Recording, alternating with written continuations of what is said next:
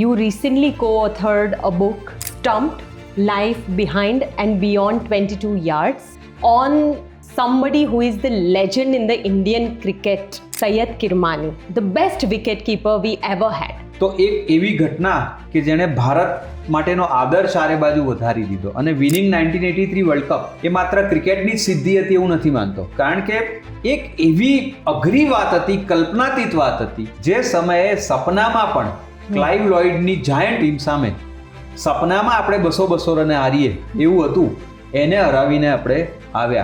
That changed the perspective of the world to look at us. And he is one of the best wicket keepers, not only of India but of the world.